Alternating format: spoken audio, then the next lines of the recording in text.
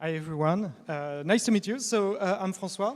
I'm part of a studio called Nerial, okay? And I'm a designer, developer, and also writer. I work particularly on rings that you may have heard of, but more recently about Card Shark. So I really a couple of disclaimer before I start. I think I don't consider myself as just a designer, and I think it's very important if you specifically if you think about game design. We all have a forte, we have something we're very good at, but we need to look outside of our small bubble, if you want, and we need to really look into our skill sets and understand the craftsmanship of other part of the art. So the developer, the artist, the producer, the tester is particularly important to understand how to design things, because you can't really design if you can't test. All these things gives necessary constraint, and you cannot be a good designer if you don't get them inside your craft. So also second spoiler, second disclaimer, this is not a spoiler-free talk. I'm talking about game design, so I will talk about game design tricks. So I apologize in advance. I'll try to tell you, but yes. So I created with Tamara Alliot, my wife, who is in the audience, and Arnaud Deboc, who I don't know if he's in the audience, but he's showing the game. So we created Nerial a few years ago. Nerial was bought last year by Devolver Digital, so we're part of a Devolver Digital company, and we've been creating games with Devolver Digital for the last 7 years. I actually gave a talk at AdventureX 2015 that was about rings. That was the first talk I ever gave, actually, and it was a very good experience. So I say I would be happy to come back and do something 7 years after. And that was before Rings was anything, like before we signed with Devolver. That's the first time we ever show the game. So that was a very good experience. So my game would be about grotesque in games. Okay, I try to recenter it a little bit compared to what you had in your program, and I will because it's quite a large subject. And now I see that I got some little issues. Let me see if I got the right. Sorry, I think I got the wrong. No. Yeah, that's the one. All right, I will open this one because that's the latest version. Sorry about that. So I will go back to the beginning. Okay, here we go. This is part of the experience. Okay, so so. What is the grotesque? If you look at the Merriam-Webster definition, it's a style of decorative art characterized by fanciful or fantastic human and animal forms, often interwoven with foliage or similar figures that may distort the natural into absurdity, ugliness, or caricature. It's really this character that you got in the first illustration, the one that's behind the dying man. That's the death with grotesque features, with extrapolation around what a human can be. So within the human shape. So I will see how that is important later. But first, as a good talk, I'm not going to start by this. I'm going to start by something completely different because it's not about the goal, but about the journey. And we'll talk about this bloody fourth wall. I don't know about you, but it's very interesting in games how everything is about the fourth wall. If you look at games like there is no game Wrong Dimension that was out a couple of years ago. I don't exactly know. I think it's last year or a couple of years ago.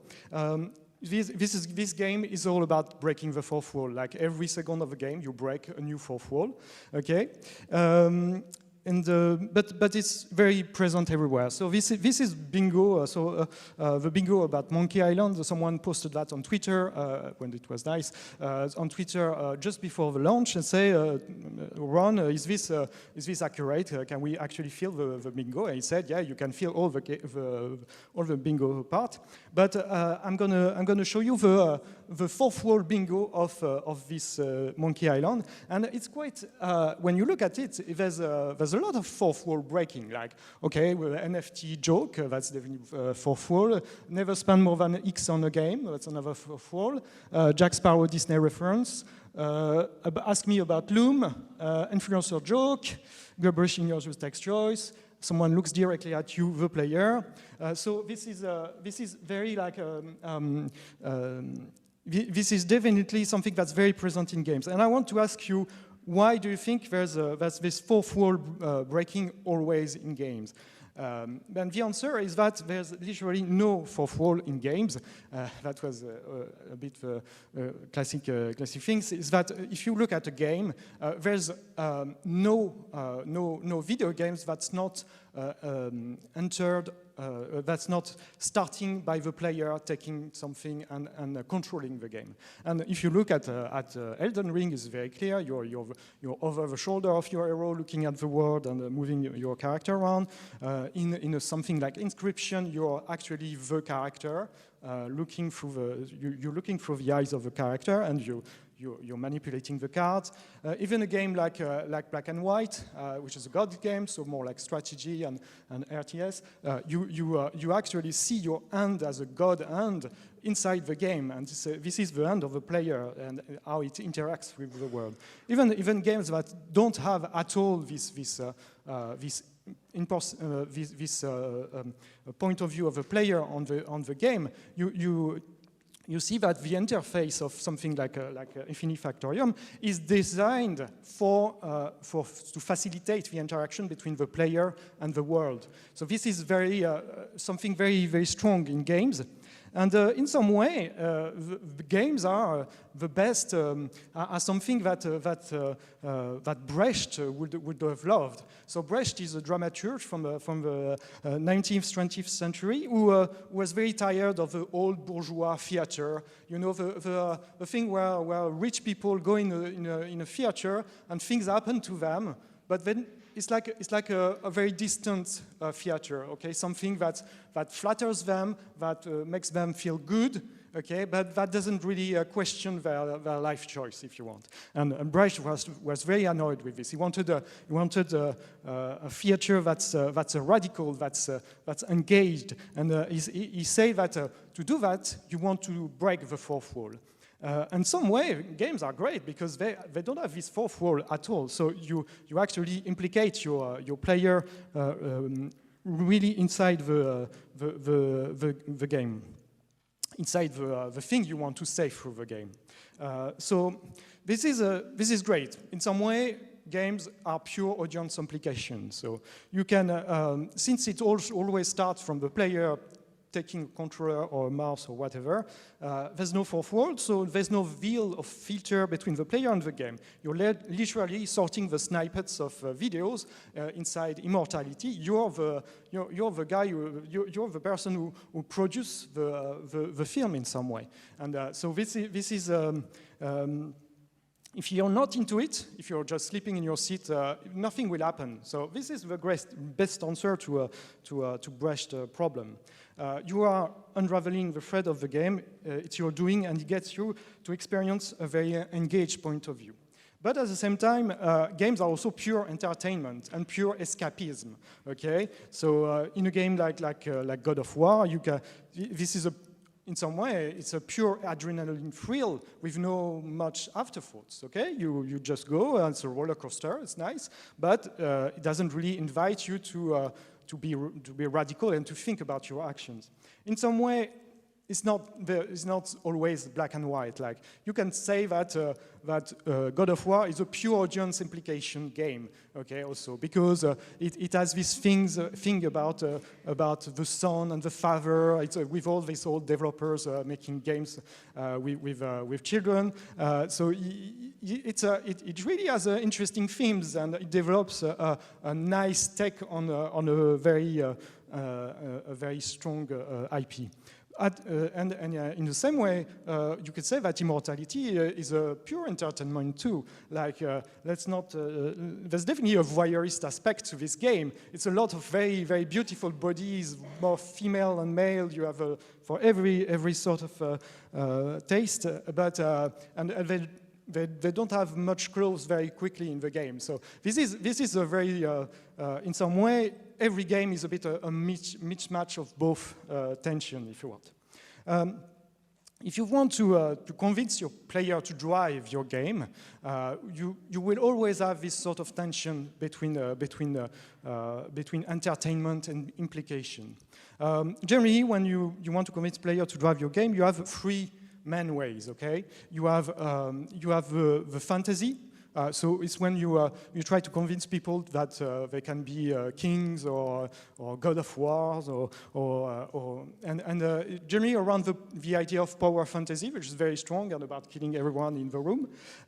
Then you got the social aspect of game. So like in Among Us, so you play games to actually build social interactions with other people. So that's a good way to play games. You have gambling, which is very present. We don't really talk about it in conferences like that, but it's still the most drive of games in the world on mobile game at the moment. You can give a lot of stamps on this. You can say it's free to play, it's gambling. It's always around the same sort of mechanic. In a way, the sort of mechanic that you give something to the player to incite them to carry on playing. In some way, let's face it, a game like Vampire Survivors, which is a great game, is a bit of a slot machine. Okay, you want to put more money in the game and carry on. And this is a drive that's very strong in games. What the object of this talk, we're coming to it, is to show a fourth way. Okay, it's the surprising way, if you want. And I think that fourth way is to make games memorable and surprising, and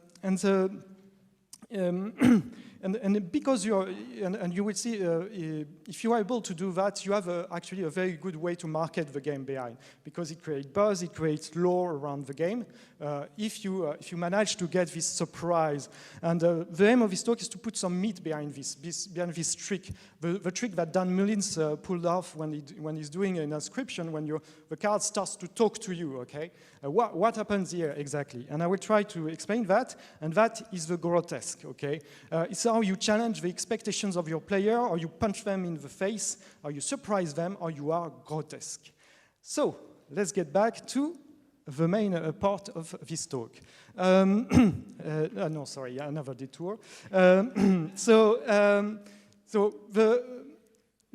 will just come back to the definitions that I gave at the start of this talk. Grotesque is distort the natural into absurdity.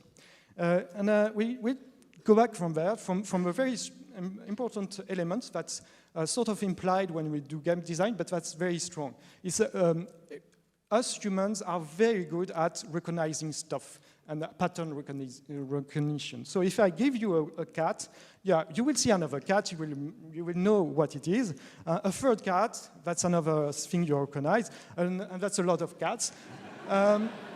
So it's here you're using your pattern recognition. It's like when you look at these cats, they're very different. They have different orientations, different color, different settings, different number, but you still manage to categorize them and find the pattern in this. Okay, so this is nice, but this is familiar, and it's a bit boring, to be honest. So I have cats, so I like cats, but at the same time, I understand that at some point it gets a bit tiring, especially on the internet. Now, if I give you a pattern that's absurd, if that's, that becomes interesting, but it's also unknown and absurd. So if I tell you this is a cat, this is a cat, this is also a cat, and so this doesn't make sense, okay? But it's slightly a bit more interesting than the familiar pattern. You start to try to find the key behind this, okay? And as people who like adventure games, you're trying to find the reason. There's no reason behind this. There's no pattern, okay?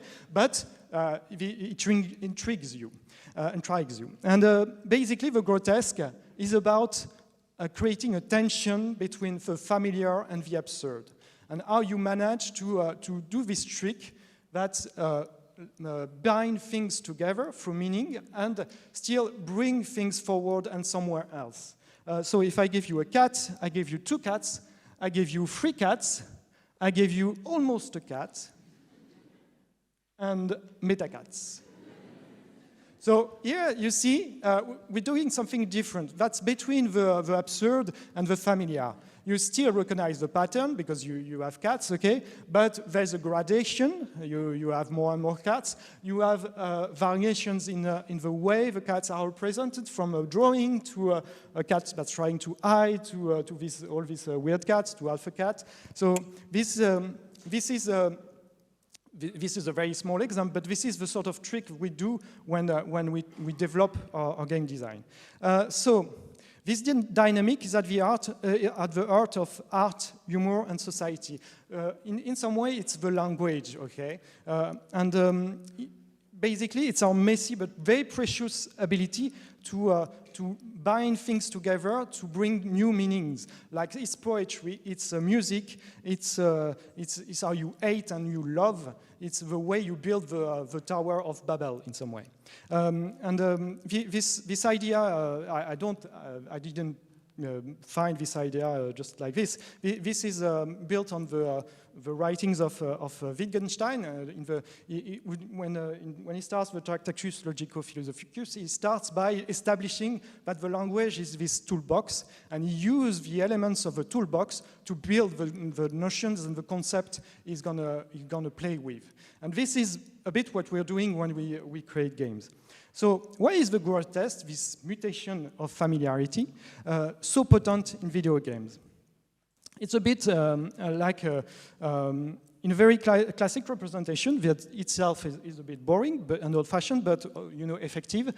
It's a bit like the grotesque dynamic is like Theseus following Ariane's string inside the labyrinth. Okay, the string is the familiarity. You follow something that you know and you recognize, and the labyrinth is the unknown, the absurd, the thing that you don't know about. And in games, this is what you got. Like if you look at Elden Ring, you got the avatar, the stats, the weapons. That's the familiarity, and that's the rules of the game. You know that if you push a button, you will do an attack, and if you push another button, you will drink a potion or something. So you have these elements that are the rules of the game in some way, and you have the capital, which is the unknown, the bosses, and the word that's thrown at you.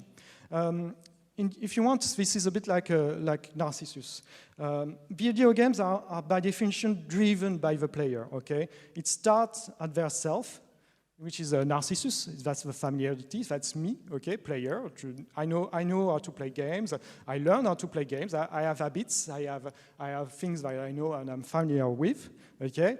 And I got the unknown, which is the bottom of the lake. And I got the grotesque, that's the reflection. And us designer, we tweak the reflection, basically. We give another image to the player. We change the traits of the player, and we bring them somewhere else. And this sort of dynamic, we see it in a lot of potential part of video games. In the familiarity, in repetition, rhythm, habit, the unknown, erratic, surprising, that's the idea of flow, of pacing of a game, of making sure you got elements of calm, then reveal, then new stuff happening. It's consistency versus inconsistency, which is a great thing to work around. How you bring elements that are inconsistent with what you said just before, and that brings meaning, that breaks, and that is very useful in game design. You got rules versus anarchy, and that's the idea of rules variations, and how you mutate your rules so they bring new content to the game. And then it's a bit the self versus the alterity in some way. And in some way, I think and it's a bit of a bit of a engagement, but I think as designer we have to push the Narcissus inside the lake, okay, in some way. We have to push a little bit the players and make sure that they touch something new, something they don't know about, which is the other, the alterity, and this is what creates empathy and courage. So I'll finish this talk. The last part of this talk is about giving a few examples of grotesque in games and what you can do with this mechanic. There's a spoiler alert, okay, about Outer Wilds, Power Simulator, Forza Horizon, Cold Shark, and so on and so forth. So yeah, you can close your eye if you. Okay, so this mutation of gameplay, if you look at Jan's work, and Jan is a very excellent designer for that, that you got in Disc Room, when you look at this, it's crazy. Like, you got a simple rule at the beginning, which is to try to avoid the disc that come at you, okay? And the variations is able to bring through this the hundreds of variations and different challenges is a bit like Exorcist the style from Queneau. It's like Queneau was a founder of the Oulipo in France, which is a movement that wanted to change literature in the 50s and 60s. This Raymond Queneau in Exercice de Style, he had this little story of someone going on a bus and then going through the bus and going down over the bus, and then he's got like I don't know how many, I think it's 50 or something, or maybe more variations around that. Variation in styles, variation in space, variations in details, and he's using this technique to create something completely new, a book that's completely new. And that's exactly what Jan is doing in Disc Room. Mutation of gameplay with intent. So we generally quote the work from the work like Paper Please for the political intent of the game. But if you look at it, we often forget that this is getting there by being an excellent video game that is entirely built on a very tight loop that's very satisfying, okay? Which is you're playing at being a very good and very efficient civil servant, and you get a good feeling about this, okay? You enter your booth, you accept visa, you decline visa, and you think you're doing a good job. And Lucas is using that to completely return the game is a very masterful. And you got, as a player, you got this feeling that you're doing a good job, and you have this very satisfying stamping of a passport, and things start to get very, very wrong very quickly. In Outer Wild, the grotesque is when you jump into the black hole in Brittle Hollow. For personally, as a player, that was a very, I say that in every talk I give, but it was a very compelling moment. Like, I was literally hanging on my sofa, okay, because it starts from an interaction between the player and the world, okay? You're in this brittle hollow, you're in this planet that's hollow, and then you jump suddenly, and then because you have this thing, and no, I'm not going to fall if I jump, and yes, you fall, okay? You fall inside the bloody thing, and this is actually a very interesting example of grotesque. Like, visually, you see the world wrapping around you. You have this feeling of losing completely a sense of directions, of what makes your world. And this is a very compelling experience and a very good example of grotesque in games. As if Narcissus jumped inside to the bottom of the lake, like literally they pushed me inside the lake, you know. So I don't want to just let you think that this is an indie thing, okay, a trendy indies. This is actually something that you find more and more in games, and this is a good thing.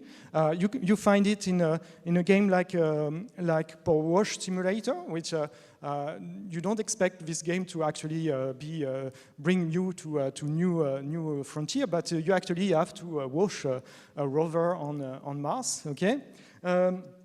You have games like Forza Horizon, where you have to actually chase bottom right, where you have to actually chase an airplane. I mean, that's amazing inside a car game, you know, like you don't expect that, and there's also like there's literally 40 years of Nintendo games that just are based on this idea of doing mutations of gameplay and bringing new, like you could make a whole talk about Nintendo games in that perspective if you want. I'll just talk about our games because we're also making games. We made this game Card Shark, okay? Card Shark is a game about, so I'm the writer on Card Shark, okay? I wrote it. And Card Shark is about cheating at cards, okay? So you are a young mute in the 18th century France, and you have to cheat at cards, Barry Lyndon style, if you want. And as a writer, I always try to think about the writing inside gameplay mutations and inside how you can bring the core game loop further than expected. So we did this basically. We had the classic loop, which is to learn a trick and apply it and then get rewards. But we have variations around this. Like for example, your opponent is also cheating you. So you're supposed to cheat people. They're generally quite normal people. But in this case, you have your opponent that is cheating you. So you have to detect that, and then you have to take decisions about this. How do you do that? Then your opponent are actually quite happy to be deceived. Like we got a scene where you meet Voltaire, okay, and Voltaire is actually doing a study about the cheat and how cheats are actually behaving in society and what effect they have on other people. So this is a very interesting variation because you cheat for a different purpose if you want, and then you cheat, but you're playing against your own death, okay, and that's so here same thing. We have the same core loop, but we completely change the context, and you have to cheat your death, okay. But you have to turn your opponents against each other because they will kill you whether you win or lose. So they're playing you have a gun on your head, okay, and you're playing a card of games, a last card of games before they execute you, okay. So how do you make that all the players that the players are actually think that they're cheating each other? And not you particularly, and so that's a new dimension. But another one, cheating your opponent will ruin their life. So how much will you cheat? Will you cheat a lot? Will you cheat a little bit? Will you cheat? So this sort of dynamic is very interesting. So if you want, in Card Shark, we try to make that the tension between familiarity and absurdity, okay, this dynamic of the grotesque, is used to serve the story we wanted to tell. And that's it. And to finish, I think grotesque in games is like a large field with a lot of new things happening, like the work of Alistair Alliot, which mutates games into crazy performances, like the crazy opera Spiel from David Kanaga, the various games from Xavier Nelson Jr., who worked with us on Ranks Beyond, by the way, great game, or the mesmerizing glitchiness of Nathalie Loed's game. Okay, we are just a very few points to show that this landscape of how we mutate games, how we bring new experiences to the player, how we push them out of their comfort zone, are actually numerous and largely unexplored. Thank you.